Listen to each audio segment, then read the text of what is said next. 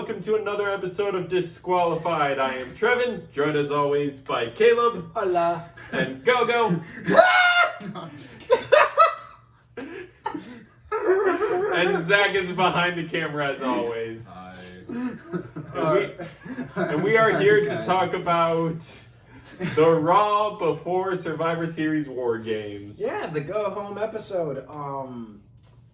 I think a lot happened, but also not a lot happened. Yes. In terms of in-ring action, not a lot happened. There was the main event, which was amazing. Yep. There was the tag title match, which was It was a good match. The ending. Was a good match. Ending which we will get to. And then it's just the rest of the matches on the card just felt like nothing. Yeah. What? Progressing Like, some story stuff. What? Just like story wise? Yeah, story-wise. I mean, I thought they were definitely good fights for sure. They were good. I mean, It's just I don't think they serve their story purpose, but some of them, including the first match of the night, is just a tiny bit of story progression. Yes, which, before we get to the first match, we open this with our world champion representing the brand opening us off, and he doesn't even get a word in before he's interrupted by his challenger on Saturday, Damian Priest. Mm-hmm. And Damian shoots a promo, and he's finally like, your turn if you want to say something. Gunther goes for a punch. Damian avoids it and stands tall. Yeah, that's pretty much all that happened. Damian pretty much talked him down. Gunther is really good at selling this deflated ego. Yeah, like even when he was walking out to the interview, I was like, this man looks deflated. Yeah. Yeah. Your thoughts? I mean, yeah, Gunther is definitely scared because he's never had to go against a guy the same size as him. I mean, Damian Priest is definitely that competitor that could just definitely ruin his career, but I mean, at the end of the day, Gunther just got to get back on his feet. Mm-hmm. He just need to find what he's fighting for again. I am the person on this podcast panel that has been praying for a Gunther gets humbled arc. I like this angle they're doing in terms of getting humbled. I am just still 50-50 on putting it back on Damian. Like, they're selling this fight. They're selling their equality well, especially since it was brought up previously how Gunther didn't beat Damian cleanly last time, but it's like it feels like in a weird limbo of feeling like a good time and also too soon, weirdly enough. Like, Gunther has had an amazing reign. He has fought many challengers that help elevate his status on the roster and help elevate this title as well. Like, heck, his first defense was against Randy Orton. Like, that does a lot for someone's reign. And you had a defense against Sammy and just a bunch of other people who are high up on the roster. But I get also wanting to build up Damian as well. It's like, it's this weird angle where it's like, even like just going over it in my head, like I have a winner decided for the prediction video we're going to record, but it's still like, I could see this match going either way. I think they always wanted to book Priest as that guy. Mm-hmm. Because Triple H very much sees him as that next main event star. Someone's compared him to Batista on Twitter, and I kind of agree with that in terms of how strong they're booked. But when he was champion, he wasn't a face. He started turning face, and then he had the face turn with the championship, but he's never won it as a face. And they might want to give him that big pop for winning it. But like you said, I could also see Gunther winning this because Gunther, I think, just needs a rude awakening, and I think the rude awakening is going to come from like this close to losing the title. Mhm. And then that might awaken him. Yeah, but we'll see on Saturday. Because honestly, when this match was first announced, some people were iffy, but how they've been building it, people are excited. Mm-hmm. Like, people on the internet are actually hyped for this match, which if you told us that this was going to be a world title match last year, I don't think people would have had the same opinions. Mm-hmm. Yeah, definitely. I also, to mention, the segment ended with Gunther going through the table. Yeah. Going through the announcement table. Yeah. Did he go through it? Mm-hmm. Yep. Or did it not break? No, he went through it. So it did break. Mm-hmm. Yeah. No, so what they do now is they have like the tables that can be put back together. They're like Oh. Lego pieces. Yeah. So they can break them as much as they want to now. Which is funny because I It's so remember ugly. this one clip from like the COVID era where Samoa Joe was like a guest on the commentary team. It was like at the beginning of the show, they broke the table, and for the rest of the show, they just had to look at their monitors on the floor. Yeah, that was when Joe was on commentary for a little bit. But yeah, that was a hilarious thing because I think that might have been a Mania. If I remember correctly, I think it might have been a Mania night. And they're just staring there with their papers, just being like, "This is how we have to do the rest of the show now." I know there was a Mania rain delay one day, and they went on the network and they were like, "Hey, it's a rain delay," and it was just him and Michael Cole in a fucking rain poncho, and just sitting there with their microphones, being like, "Yeah, it's raining pretty hard." It's raining sideways. Yeah. But then we go on to our opening match, which is the LWO represented by Dragon Lee and Rey Mysterio versus American Made represented by the Creed Bros. Yes. A rare tornado tag match. Yes. No, I love tornado tags. Regular tags are boring. Yeah. Damn you, Triple. The action was pretty good. Yes. Um, Like, there were a couple spots where we're like, dang! The ending was very creative. Yes. With Chad flipping the mask around Yes. instead of Mhm. pulling it off. Yes. Because we're like, as soon as he grabbed the mask, he's like, he's going to pull it off. But no, he pulled a little wheep. Yeah, and he didn't even attack him either. No. He didn't throw hands. Sure, he interfered. Yeah. But he didn't interfere. That boy's a smooth criminal. Yeah. Yeah. And then they celebrated. They're like, "We won!" They did a fucking group hug. Yep. And Chad fell. Yeah. That shit was funny. Because the as fuck. Creed brothers are some big boys. I love how they're letting them be in the ring with Brutus just laughing at all the destruction going around like a fucking hyena. This new gimmick, I had some concerns about it, but it's like, no, this is actually funny. Yep. Gives them momentum. This Much is needed momentum. much needed Yeah. momentum. This is good because one of these days they're going to have to reignite this tag division. Yes. One of these days. But we'll move on to the next. Was it a tag match next? No, so there were 3 tag matches tonight that felt almost in a row, but in between them was a little grudge match between your IC champ, Braun Breaker, and Ludwig Kaiser. They had a pretty good bout, actually. Like, Ludwig was able to dodge a full-speed super spear by just stepping out of the way, and Braun speared the corner of the table instead. Yeah, oh my god, that looked fucking painful. Like, legit.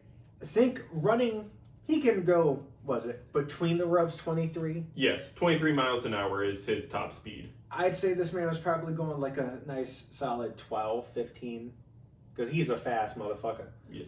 And then he goes for a spear and he hits the exact corner of the table with his ribs. Yes. And the shit moves. Yes. Like, the table shifted, so you know he caught some speed. Well, good thing he got that muscle on him, because if that was us, we'd be out. I said, bro, if that is me, I am out. I'm like, ref, Sorry. throw the X. Throw the X. I don't know how that man was able to continue I mean, For after another a like while- solid 10 minutes. Yeah, after a while, I would have been able to, but right then and there, the wind's knocked out of me. Yeah. I'm sorry. Yeah. But this match ended in a disqualification because someone else is involved in this grudge. Sheamus. Yep, he comes and attacks Ludwig for attacking him last week. They engage in a brawl all the way up to commercial break. We return from commercial break. They still going at each That other. long ass brawl. Bro, they broke it up at the commercial. Yeah. And then we get back to it, and then they're back. They said So we gotta they- make sure the So they commercial did doesn't ruin say it.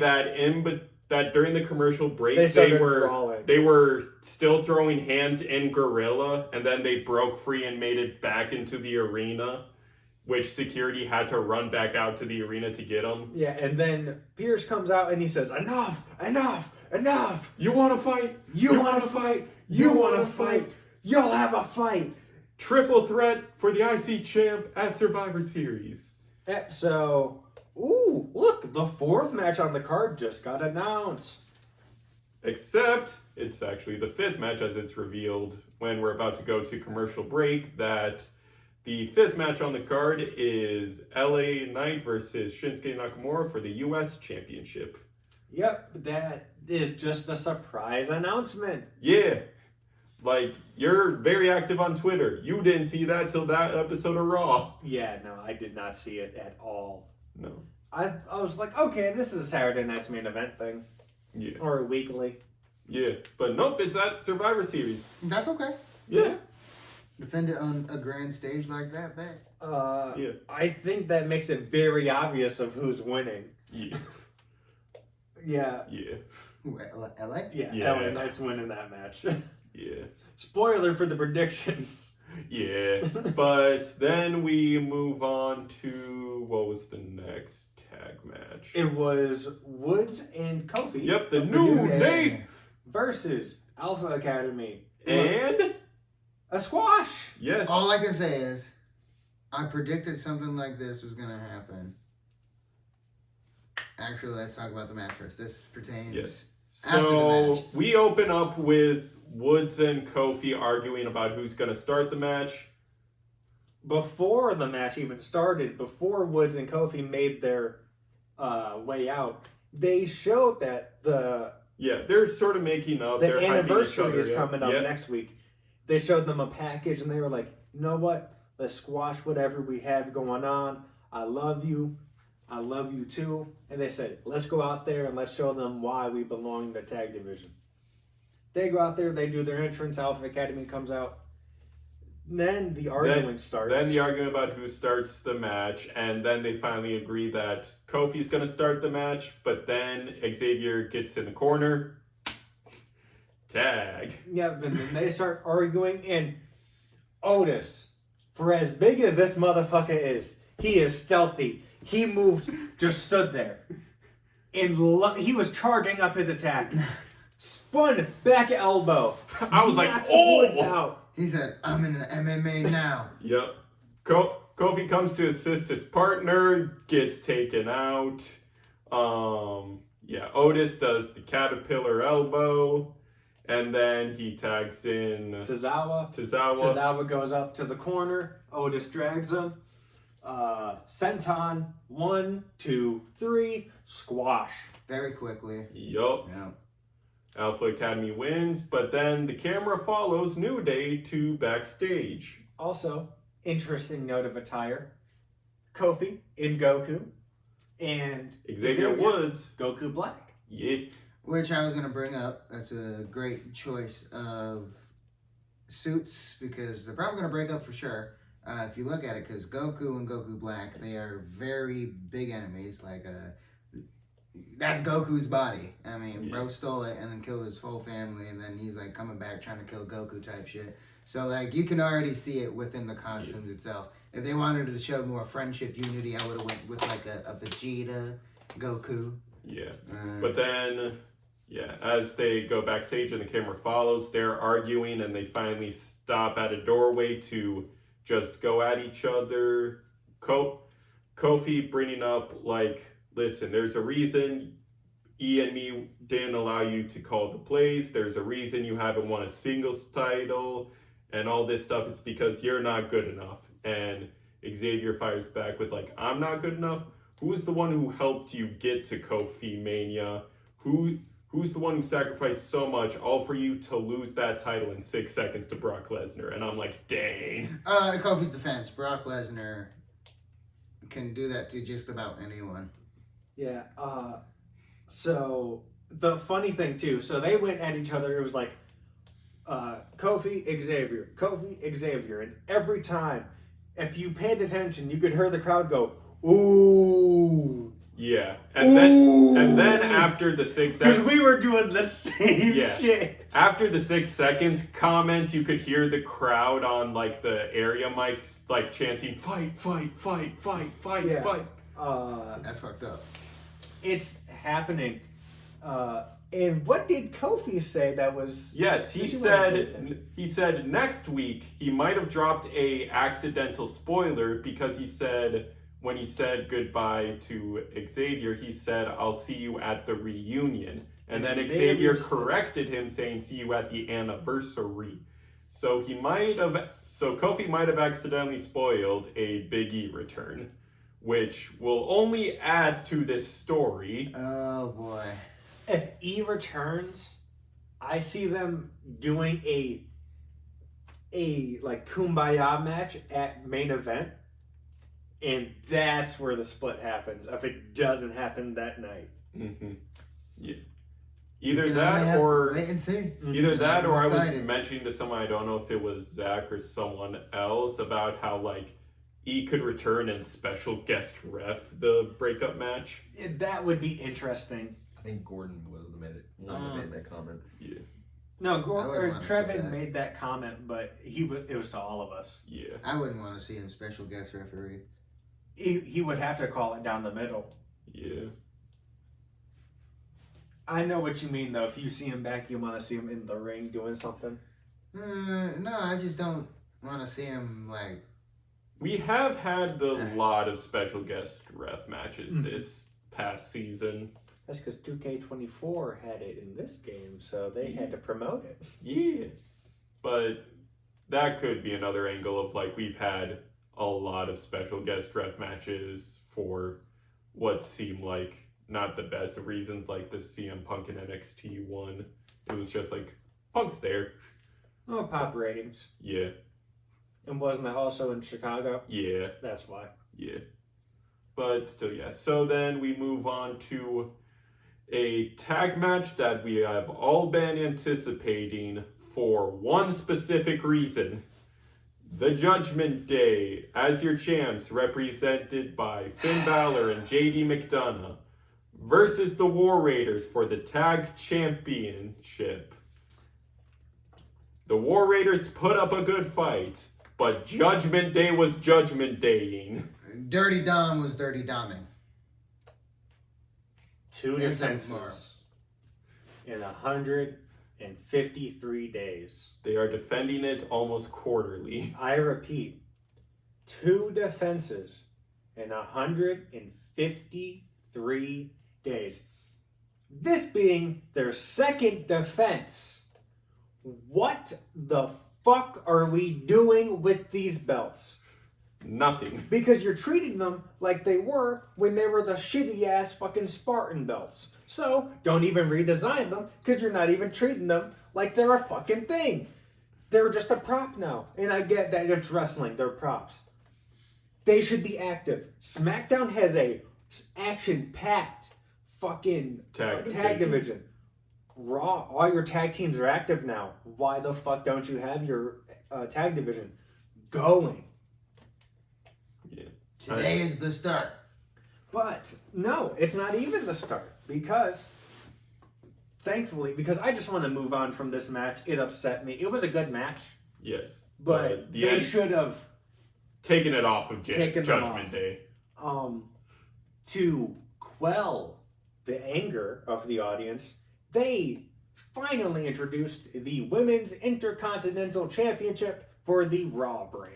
Yeah. They did it before the show started, And which then I they- kind of don't understand. Yeah. But Then for they time, reran the vignette. it makes sense. Yeah. But the tournament's going to start next week.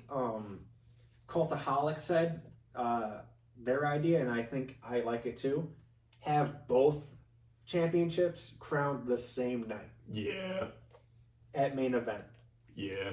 They would have to start rushing these matches, Yeah. but Yeah, after War Games, I feel like there is like a story moment gap that you could fill with the tournament, because like decent chunk of these past draws has been taken up with them finding people for War Games. So it's like as soon as that's done with, you'll have like a few minutes of extra time to like do some tournament stuff maybe. But hey, we're almost a month away from 3-hour shows for both brands. Yes, which just means more action. Yep, more action, more screen story. time, Yeah. which is going to be needed because now the titles are equal Yup. for both genders. So Yep. time to see if they can actually write stories. Yep. But speaking of the women's division, Mhm. we move on to our main event, which is the advantage match for the women's War Games match between one half of the tag team champs, Bianca Belair, versus your WWE Women's World Champ, Nia Jax. Yeah, I was not expecting how this ended for sure. Yeah. I definitely thought Nia Jax was gonna pull it out. Mhm. Yeah. 'Cause- It ended with Bailey making the Yep. save for Bianca, earning Yep. her trust and officially becoming the fifth member. Yep. And that only scares me because I think the good team are just that much stronger now because Bailey is no joke. I heard a theory. They think Naomi took out Jade To get Bailey in. to get Bailey on Bianca's good graces. Ooh. That's interesting. We'll have to see on Friday, or possibly the Friday after War Games, but a very up and coming Friday. Yeah, but very, very good match. Yes. The face team picks up the advantage. Yep. Yeah. And we have our men's advantage match this upcoming Friday between Jey Uso and Jacob Fatu. That match is going to cook. What does the advantage give exactly? You get the numbers advantage, so Yes. your team gets to come in first. Oh, Yes. that makes sense.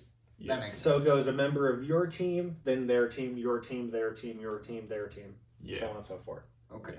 But Pretty That good is- Raw, honestly. unfortunately, that is all the time we have for this episode. Yes. We are on a bit of a time crunch, but thank you guys for watching. Thank you for your time. This has been Caleb with Gordon, Mm-hmm. with Trevin, Hi. and Zach behind that camera. Be sure to like, comment, subscribe, ring that bell 3 times so you know the match is over. And I just want to wish you guys a happy Thanksgiving if you celebrate. And peace. Bye.